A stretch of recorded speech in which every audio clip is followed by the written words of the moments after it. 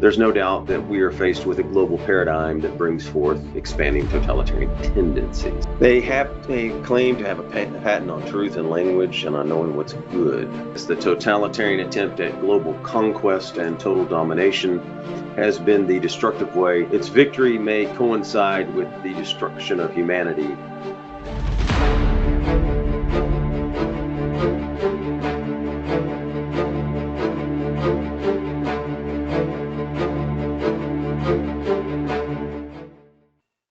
Many people do look for that security and safety.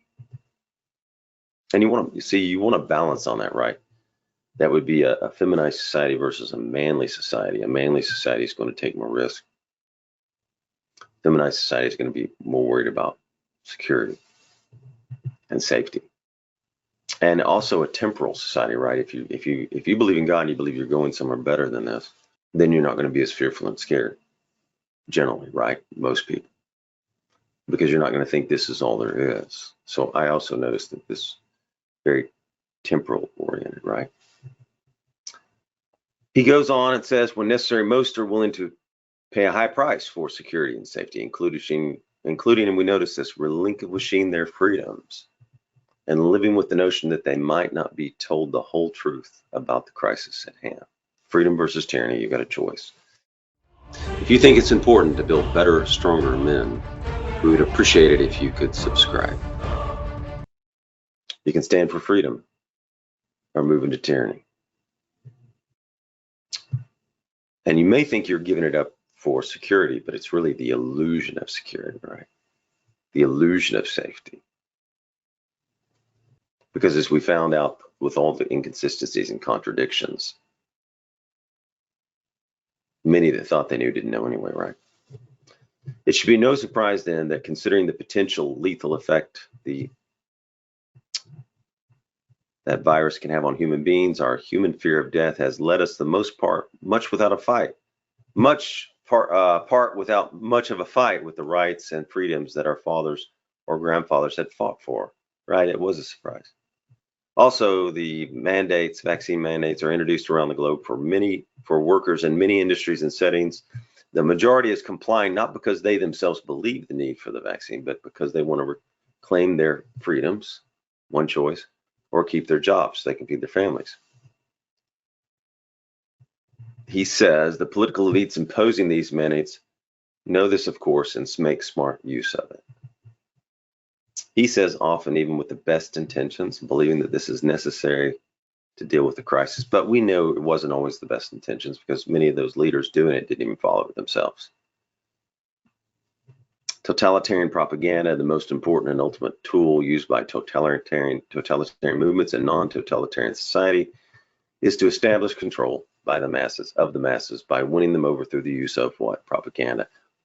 Quote, only the mob and the elite can be attracted by the momentum of totalitarianism itself. The masses have to be won by propaganda, Hannah Arendt explains. Both fear and science are used extensively to oil the propaganda machine. You saw it, increase the fear. What do you do when you increase the fear? You get more control. Fear, he says, is always propagated and as directed towards somebody or something external that poses a threat or a perceived threat to society or the individual. But there is another even more sinister element that totalitarian propaganda historically uses to cajole the masses into following its lead through fear. That is the use of, and this happened, indirect, veiled, and menacing hints against all those who will not heed its teachings, Hannah Arendt. All the while claiming the strictly scientific and public benefit nature of those arguments that the measures are needed. Both the deliberate instrumentalization of fear and the constant referral to, quote, follow the science, remember that?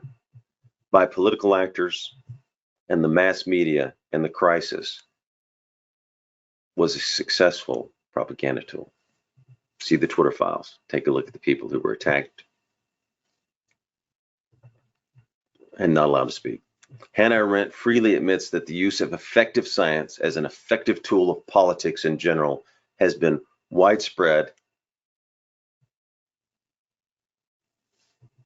She continues, the obsession with science has increasingly characterized the Western world since the 16th century. That is in chapter 11.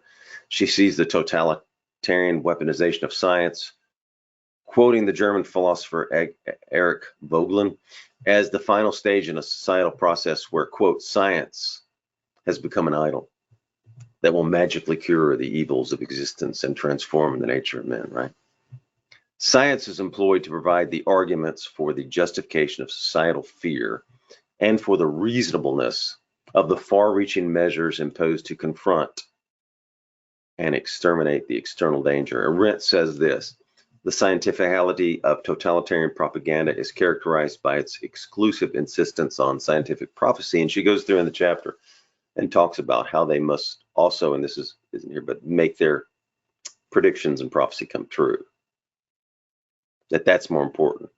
And even if it doesn't, they'll lie about it and say that it did. That will never relent, never apologize. It's an interesting chapter.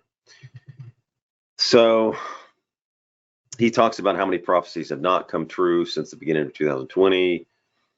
Arendt continues, whether these prophecies would be based on good science or bad science, since the leaders of the mass make it their primary focus to fit reality to their own interpretations. She goes into fiction reality in chapter 2.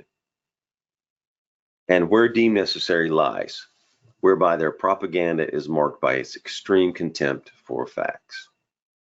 So you saw this, and she talks about fact and fiction in the chapter, pretty interesting, how people can start just getting into the fiction and out of reality. Organization and single-mindedness of purpose is what the totalitarian movement aims at for obtaining full control, whereby the content of the propaganda, whether fact or fiction or both, becomes an untouchable element. Remember that? Of the movement, and where objective reason, or let alone public discourse, no longer play any role. Remember the massive censorship, how they had to shut down all diverse opinions and all opposing opinions, or even opinions that were just a little bit different. Single-mindedness everywhere. Until now, respectful public debate and a robust scientific discourse have not been possible. When it wasn't possible, he's saying, when it came to the response to the pandemic. The elites are keenly aware of this and used it to an advantage to forward in their agenda.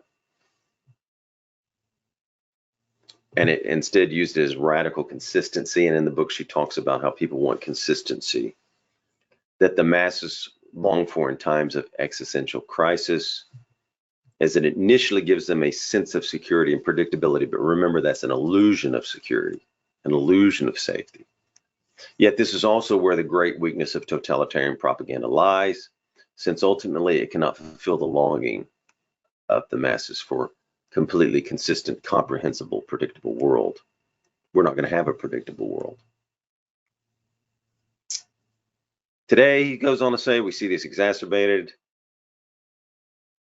Former Harvard Medical School professor Martin Kulldorff, a well-known epidemiologist and biostatistician specializing in infectious disease and outbreaks, notes, what is the correct, this is important, what is the correct application of science and how this is lacking in the current narrative? He goes on to say, quote, science is about rational disagreement, right? The questioning and testing of orthodoxy and the constant search for truth. Not saying this is the truth, shut it down, shut all discussion down. We want open discussion. Science is about rational disagreement. And you saw all the censoring. So we need to go through that. Doctors, citizens, their experts were elevated. Any other experts, if they disagreed with the super narrative, had to be discredited, right? So you could have the same degrees, but if you're on the wrong side, you were discredited. Now, we are now very far, he goes on, removed from this concept in a public climate where science has been politicized into a truth factory that tolerates no dissent. And we kept saying that, no dissent, assimilation only of these, no dissent. And it outlines the numerous inconsistencies and falsehoods that are part of the political and media narrative. Remember Joe Rogan and the ivermectin, what happened and how he got attacked for that. The moment, however, Wren points out, this system error becomes clear to the participants in the totalitarian movement, and its defeat is imminent. They will at once cease to believe in its future, from one day to the other, giving up on that for which they were willing to give all in the day before. So it's like when communism was collapsing, he's saying all of those people ran out and they embraced, not all, but many embraced liberal democracy. So they gave up on it. And that was what he talks about in Eastern Central Europe between 89 and 91. They turned from hardline career communists into liberal Democrats. They simply abandoned the system when it fell apart. Dehumanization, number 2, dehumanization at work. During my 30 years, he talks about his studying and teaching. He did this. He came up with this dehumanization in 5 steps. So we're going to go through his 5 steps of dehumanization and how these violate human rights violations. They're not generally perpetrated by monsters, but for a large part by ordinary men and women, helped by passive massives who are convinced that what they are doing or participating in is good and necessary, at least justifiable. Since March 2020, he says, we've been witnessing the global unfolding of a health crisis leading to unprecedented true government, media, and societal pressure being exerted on whole populations. And what are the costs? Debt, inflation, right? There was a cost to all this. People forget. There was a large cost to all of this. So something has to be investigated and looked into and found out. Who is going to be held responsible for all of this waste? How much was wasted? During this time, it has become increasingly clear that there are certain tendencies. So he wanted to look at the tendencies that show some similarities to the sort of dehumanizing measures employed as a rule by totalitarian regimes and movements. Endless lockdowns, police enforced quarantines, travel restrictions, vax mandates. He talks about the suppression of scientific data and debate. He talks about large state censorship, large scale censorship, relentless deplatforming, public shaming of critical voices. I think we talked about this. Are all examples of what he says. He says dehumanizing measures that should have no place in a system of democracy and the rule of law. We also see the process of increasingly relegating a certain part of the population to the peripheries, while singling them out as irresponsible and undesired because of the, quote, risk they pose to others, leading society to exclude them. He says the President of the United States expressed pointedly what this means in a major live television policy speech, quote, we have been patient, but our patience is wearing thin, and your refusal has cost all of us. So please do the right thing, but just don't take it from me. Listen to the voices of unvaccinated Americans who are lying in the hospital beds, taking their final breaths, saying, if only I had gotten vaccinated, if only President Joe Biden, September 9th, 2021, his quote. And remember, these leaders are elected to be your servants of the people. People have, in the states, have the sovereignty. But again, how are they seeing themselves? 5 steps. Let's go on. Those peddling political rhetoric today set up the vaccinated against the unvaccinated, he says, or vice versa, going down a dangerous road.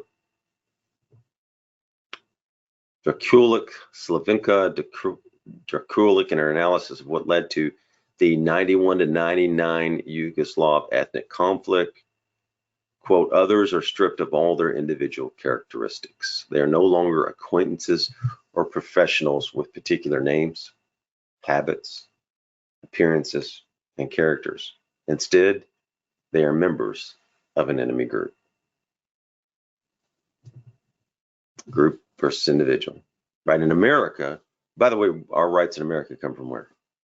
God, right? Not the government. The government doesn't give you rights. God did. When a person is reduced to an abstraction in such a way, one is free to hate him because the moral obstacle has been abolished, quote.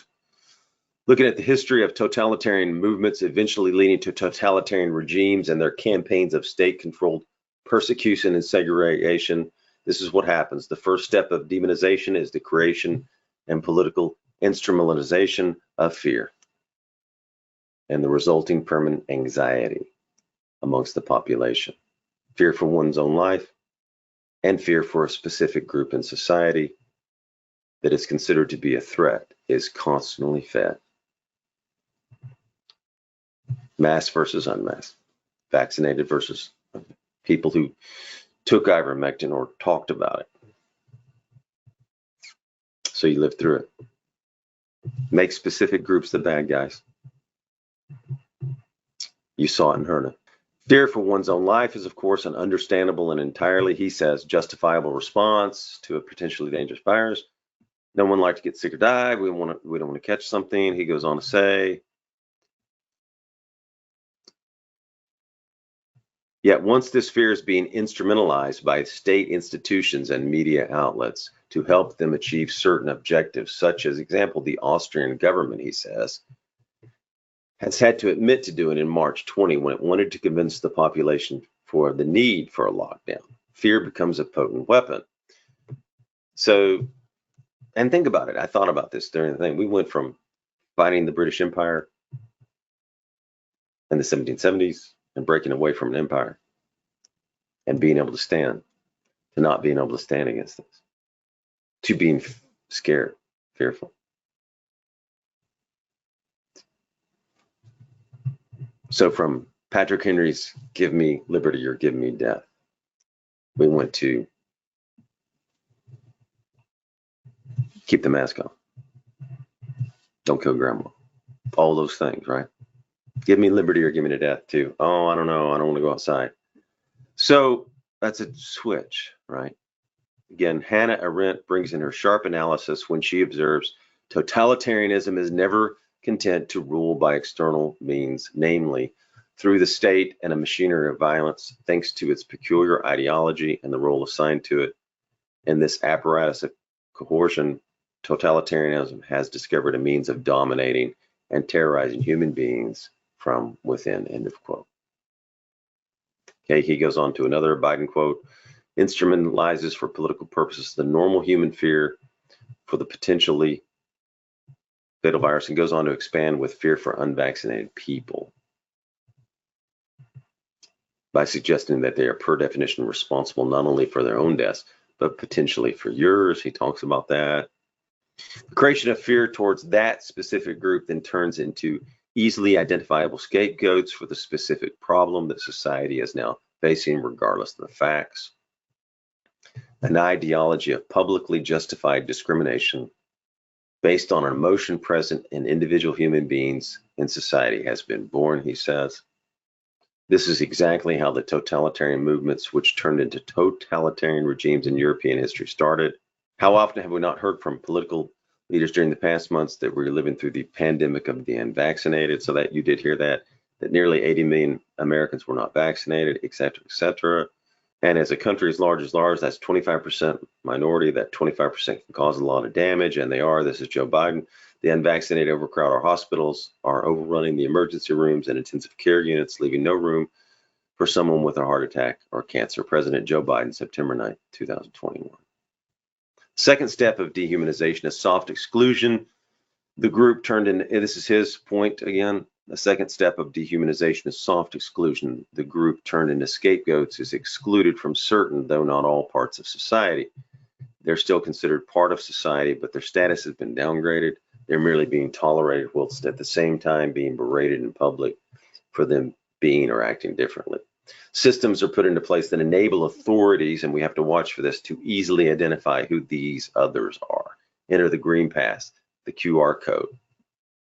Passports, by the way, just say no to digital ID and digital cash. So, do we need this? In many Western countries, there's finger pointing now happening, he says, against those not vaccinated. Okay, that went on November 5th, 2021. He says Austria was the first country to introduce highly discriminatory restrictions for the unvaccinated. These citizens have been, quote, barred from participating in societal life and can only go to work, grocery shopping, church, have a walk, or attend to clearly defined emergency, he says. New Zealand and Australia, okay, examples of manifold, let's go on. A number of people were barring people from boarding planes, he talks about, without a vax certificate. In Australia, he says you couldn't have friends over without a vax certificate. Quote, the message is that you want to be able to have a meal with friends and welcome people in your home, you have to get vaccinated, said the state premier of South New New South Wales, Australia, September 27, 2021. Third step of dehumanization. There's 3 more steps. Third, fourth, fifth. The third step of dehumanization, mostly occurring in parallel with the second step, is executed through documented justification of the exclusion. So you've got academic research experts. By the way, let's be careful of experts, so-called experts. And scientific studies widely disseminated, you saw this, through vast media coverage, are used to underpin the propaganda of fear and the subsequent exclusion of a specific group to explain or provide evidence why the exclusion is necessary for the, quote, good of society and for everybody to, quote, stay safe. So by now we should learn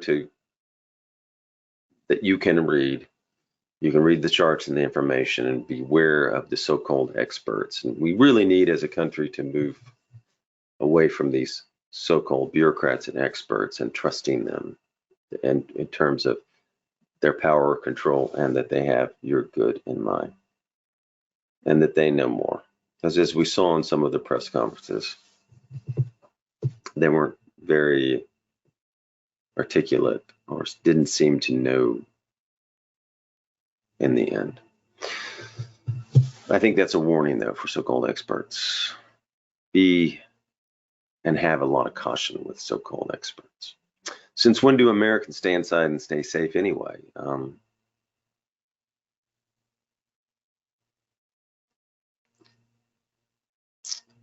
Hannah Arendt observes that the strong emphasis of totalitarian propaganda, I mean, going back to Americans staying inside and safe, it's a Americans staying safe and inside. Is that even, sitting at your home, getting no vitamin D, non-exercising, is that really even the safest thing? Of course not. Even is that the best for your health? Of course not. So even that, stay inside and don't move, was not fantastic. Hannah Arendt observes that the strong emphasis of totalitarian propaganda on the, quote, scientific nature of its assertions has been compared to certain advertising techniques, which also address themselves to masses. Science in the instances of both business publicity. Okay. Goebbels had read some of the American business publicity, and totalitarian propaganda is obviously a surrogate for power. The obsession of totalitarian movements with scientific proofs cease once. Once they get power, they don't need the science anymore. Right? Once they have power, they don't need the proof. Science becomes politicized as a tool for promoting what the leaders of the totalitarian movement have decided should be the truth. So these guys sit up here in a room, they decide what the truth should be, they disseminate it out. And then they disseminate what's allowed to be talked about, right? You saw that in the Twitter files. Alternative viewpoints, he goes on to say, are censored. We saw that, likes of YouTube, Twitter, Facebook. Now you've got the Twitter files again, so we don't need to go in that. Not since, he talks about not since the end of World War II have we seen such a thing as this. People being silenced, deplatformed, and fired from their positions only because they don't support the correct or official narrative or line. No dissent. Support their truth. So, and what does that do? That hurts your morale, right? If you can't discuss it, if you can't talk about it, your morale gets down, your confidence. Quote, he goes on to say, they simply desire for a robust political discourse on the question of how to best deal with the issue at hand. So instead of having a robust political discourse, they want to enshrine the truth. Fourth step of dehumanization is hard exclusion. The group that is now proven to be the, quote, cause of society's problems and current impasse is subsequently excluded from civil society. They no longer have a voice because they are deemed not to be part of it anymore. So they are no longer entitled to protection of their what? Fundamental rights. But your rights come from God, not the government. When it comes to measures imposed by governments worldwide and to varying degrees, okay, he's talking about the past again. You saw that. Again, he mentions these aren't the same as the totalitarian regimes of the past. It's not that severe. He doesn't compare those measures of today to that. In Melbourne, Australia, for example, The, quote, Center for National Resilience will soon be completed, and it will act as a permanent facility where people are to be forcibly locked up in quarantine, for example, when returning from foreign travel. Chief Health Officer Direction 52 of 2021 sets out what a person must do when in quarantine. Okay. Direction, every person must do what the direction says. That does sound like George Orwell in 1980. The Northern Territory Police may issue an infringement notice with a financial penalty. Let's go on to the fifth step, because I feel like this has been a long piece. The fifth and final step of dehumanization is extermination, social or physical. The excluded group is forcefully ejected from society, either by any participation in society being made impossible or into banishment into camps. So the next stage can push you into camps, ghettos, prisons, medical facilities. In the most extreme forms of totalitarian regimes that we've seen under communism and Nazism, but also ethnic nationalism during the wars in former Yugoslavia in 91 and 99, he talks about, leads to these people being physically exterminated, or at least treated as those that are no longer human. This becomes possible because nobody speaks for them anymore. Invisible. They've become invisible. They've lost their place in political society, and within it, any claim to their rights as human beings. Now, he says in the West, we haven't reached that yet.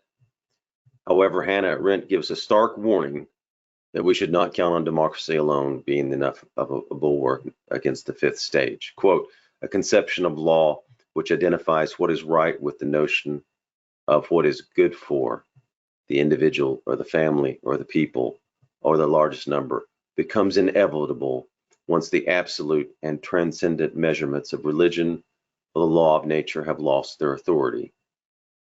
And this predicament is by no means solved if the unit to which the good for applies is as large as mankind itself. All right, so you learned a little bit about it, or you knew about it, and you've been reminded of it, but we have to stand for the truth. And what do we need? Well, you don't need to be isolated. You can't be atomized. We need to stop the atomization first so that you can exchange information. So get in a men's group, get in a community. Number one, get in a community. Be active in it. Go once a month to a men's group. You can do that. Community fellowship, friendship, have deep friendships, talk with your friends. Debate, exchange information, read good books, speak the truth. Men must get together. Two things that defeat mass psychosis are the people speaking the truth and community and fellowship. Read, research, have intellectual curiosity, stand for the truth, think, know history. Building better, stronger men, better thinkers, and male friendships. Thank you. If you like this video, please subscribe, comment, like.